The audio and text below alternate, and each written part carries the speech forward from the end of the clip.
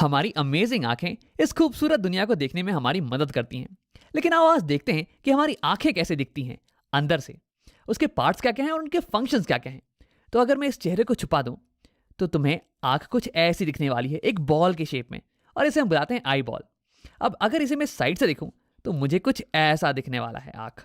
हाँ, ये हो गया बॉल वाला पार्ट, ये हो गया कलर्ड वाला पार्ट, और इसके ऊपर आंख ये थोड़ी उभरी होती है बाहर के साइड में, थोड़ी कॉन्वेक्स शेप की होती है। अब मैंने इसे थोड़ा ट्रांसपेरेंट कर दिया है ताकि हमें इसके अंदर की चीजें दिख सकें। अब हम बात करते हैं इस कलर्ड वाले पोर्शन के बारे में। तो इसे हम बुलाते हैं आइरिस। तो जब भी तुम किसी की आंख के कलर के बारे में बात कर रहे हो ना, तो असल में तुम उसके आइरिस के कलर के बारे में बात कर रहे हो। अब अलग अलग लोगों की आइरिस की कलर अलग अलग होती है। अब ऐसा क्यों होता है यार? तो देखो, जब भी हमारी आंखों पे लाइट पड़ रही होती है, व्हाइट लाइट, तो ये जो आइरिस है ना, इसके अंदर एक पिगमेंट होता है जो कि लाइट की एक पर्टिकुलर कलर को रिफ्लेक्ट करता है। अब इस आइरिस का पिगमेंट ये ग्रीन कलर की लाइट को रिफ्लेक्ट करने वाला है, और इसलिए हमें ये आइरिस ये ग्रीन कलर की दिखती है। अब अलग अलग लोगों की आइरिस में जो पिगमेंट होता है ना, वो अलग अलग कलर की लाइट को रिफ्लेक्ट करता है। जैसे कि यहाँ देखो, मेरे दोस्त की आइरिस ये ब्राउन कलर की है, और ऐसा इसलिए क्योंकि इसकी आइरिस का पिगमेंट ये ब्राउन कलर को रिफ्लेक्ट कर रहा है, और इसलिए हमें ये ब्राउन कलर की दिख रही है। अब इस आइरिस के बीच में तुम्हें एक ब्लैक कलर का स्पॉट दिख रहा होगा। अब सभी की आंखों में ये स्पॉट ये कॉमन होता है, तो इसे हम बुलाते हैं प्यूपिल। आओ उसे लिख लेते हैं। और ये एक छेद है, ये एक होल है जिसके थ्रू लाइट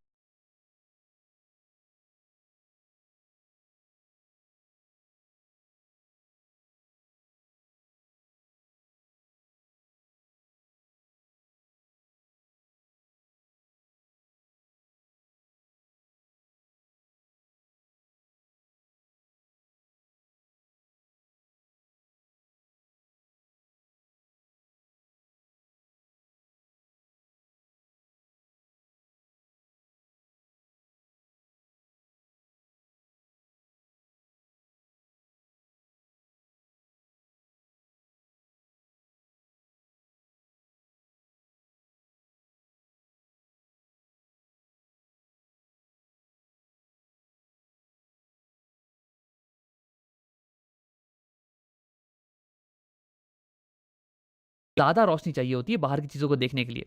तो उस टाइम आइरिस इस छेद को, इस प्यूपिल को बड़ा कर देता है कुछ ऐसे, ताकि अब ज्यादा लाइट रेस हमारी आंखों के अंदर जाएं और हम बाहर की चीजों को क्लियरली देख पाएं। तो यानी कि हमारी आइरिस ये खिड़की पे लगे हुए पर्दे की तरह काम करती है। जब बाहर दोपहर का समय हो तो तुम पर्दे को ऑलमोस्ट पूरा क्लोज कर देते हो ताकि बहुत ही कम लाइट रेस अंदर आ पाए, और जब शाम का समय हो तो तुम पर्दे को ऑलमोस्ट पूरा खोल देते हो ताकि ज्यादा रोशनी अंदर आ पाए और तुम चीजों को देख पाओ। अब देखो, यही एक्सपेरिमेंट तुम खुद घर पे भी कर सकते हो। एक डार्क रूम में जाना और फिर शीशे के सामने खड़े होकर अपने पीपल को देखना। देखो, इस समय तुम्हारी पीपल ये बहुत ही बड़ी होगी, लेकिन जैसे ही तुम लाइट को ऑन करोगे ना, तो वैसे ही तुम्हारी पीपल ये छोटी होती चली जाएगी। अब आओ बात करते हैं आई के कुछ और पार्ट्स के बारे में। उसके लिए मैं इस आइरिस को यहाँ पे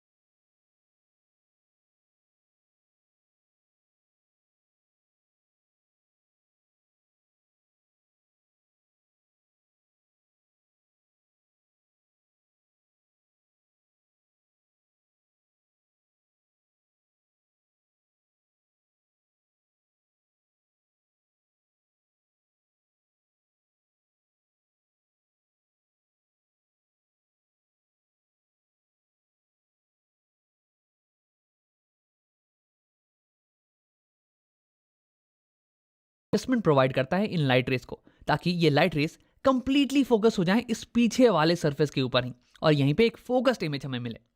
अब देखो, इस पीछे वाले सरफेस को इसे हम बुलाते हैं रेटिना। अब अगर इस रेटिना के ऊपर हमें एक फोकस इमेज मिले ना, तो हम उसे क्लियरली देख पाएंगे, उसे क्लियरली रीड कर पाएंगे। लेकिन अगर एक फोकस इमेज नहीं मिल रही है तो हमें बाहर की चीज़ें धुंधली नजर आने वाली हैं। तो यानी कि रेटिना ये एक स्क्रीन की तरह काम करता है, एक पर्दे की तरह, जिसपे कि इमेज बन सके। अब देखो, तुम ये सोच रहे होगे कि अगर इस पे इमेज बन जाए तो हम इसे कैसे देख पाते हैं। तो ऐसा इसलिए क्योंकि रेटिना जो है ना, ये लाइट सेंसिटिव सेल्स से बना हुआ है। यानी कि उस पे अगर इन सेल्स पे अगर लाइट पड़े तो ये सेल्स एक्टिवेट हो जाते हैं, ये लाइट को फिर इलेक्ट्रिकल सिग्नल्स में कन्वर्ट कर देते हैं। और फिर यहाँ पे क्या होता है, रेटिना पे कुछ नर्व्स होती हैं, ऑप्टिक नर्व्स, जो कि इन सिग्नल्स को, इलेक्ट्रिकल सिग्नल्स को ले जाती हैं हमारे ब्रेन के पास। और हमारा ब्रेन ये कंस्ट्रक्ट कर लेता है कि ये इमेज कैसी होने वाली है, और फिर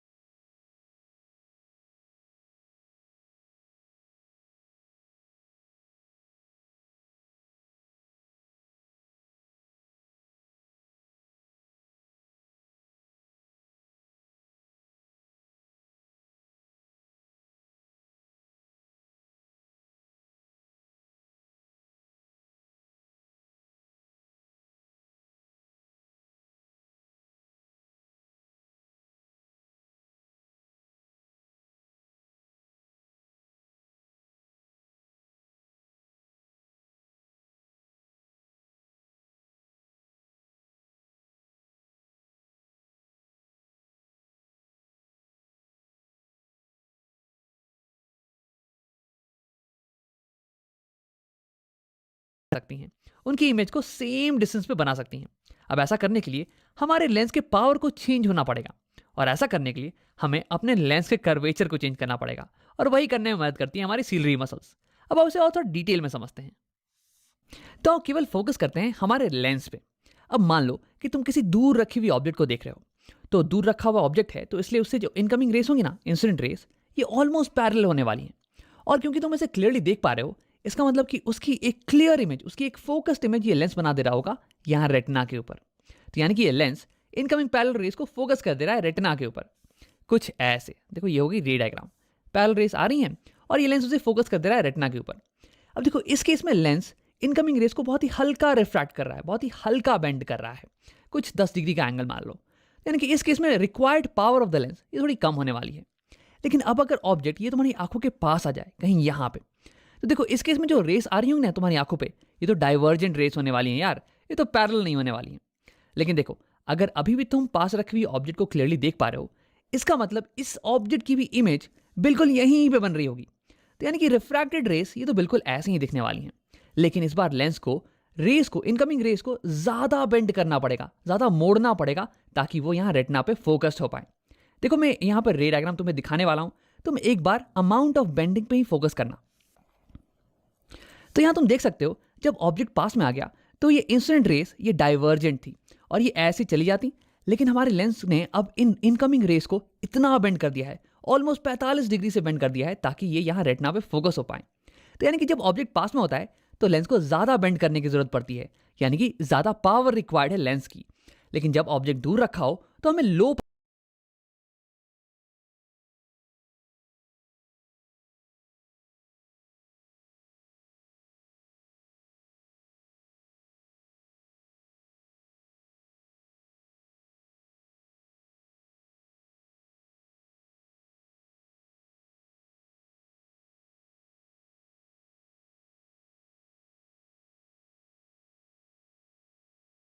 ये हमारे लेंस को इलोंगेट कर देती हैं, ताकि इसकी कर्वेचर ये कम हो जाए और ये लाइट रेस को कम बेंड करे, इसकी पावर कम हो जाए। लेकिन जब हम पास की चीजों पे फोकस कर रहे होते हैं, तो उस केस में हमें एक हाई पावर के लेंस की जरूरत होती है, ताकि हम इन डाइवर्जेंट रेस को ज्यादा बेंड कर पाएं। तो उस केस में हमारी सीलरी मसल्स ये लेंस को पिचका देती है, ताकि इसका कर्वेचर ये बड़ा हो जाए और उसके बाद ये ज्यादा बेंड करने लगे, इसकी पावर बढ़ जाए।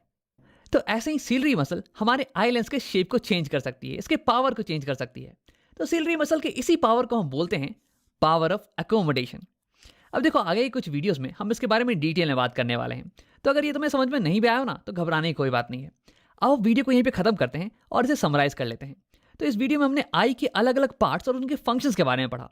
सबसे पहले लाइट जब हमारे आंखों में पड़ती है तो वो टच करती है कॉर्निया को। देखो कॉर्निया ये आंख के ऊपर ये उभरा हुआ पार्ट होता है और यहीं पे लाइट रे का मैक्सिमम रिफ्रैक्शन होता है, मैक्सिमम बेंडिंग, क्योंकि यहीं पे मैक्सिमम मीडियम में चेंज आ रहा है। अब उसके बाद लाइट जाती है एक्वस ह्यूमर में। अब ये मोस्टली वाटर का बना हुआ होता है और उसके बाद लाइट एंटर करती है आंखों में प्यूपिल के थ्रू, ये ब्लैक वाला पोर्शन। और इस ब्लैक वाले पोर्शन के साइज को कंट्रोल करता है आइरिस। आइरिस हो गया आंखों का कलर्ड वाला पोर्शन। अब इसके बाद लाइट रेस पास करती है लेंस के थ्रू। देखो लेंस का काम होता है लाइट रेस को फाइन एडजस्टमेंट प्रोवाइड करना ताकि इमेज एग्जैक्टली रेटिना के ऊपर ही बन जाए। अब इसमें इसकी मदद करती हैं सिलरी मसल्स जो कि इसके शेप को चेंज कर सकती हैं और इसलिए इसके पावर को भी चेंज कर सकती हैं। अब इसके बाद लाइट रेस पास करती हैं विट्रस ह्यूमर के थ्रू। ये विट्रस ह्यूमर ये आई बॉल के शेप को मेंटेन करके रखता है। अब इसके बाद लाइट रेस इमेज बना देती हैं हमारी रेटिना के ऊपर। रेटिना एक स्क्रीन की तरह काम करता है जिसपे कि इमेज जब बने तो हम उसे क्लियरली देख पाते हैं। देखो रेटिना बना होता है बहुत ही लाइट सेंसिटिव सेल से जिन्हें हम कहते हैं रॉड्स एंड कोन सेल। जब लाइट इन पे पड़ती है तो ये एक्टिवेट हो जाते हैं और ये लाइट को कन्वर्ट कर देते हैं इलेक्ट्रिकल सिग्नल्स में और ये सिग्नल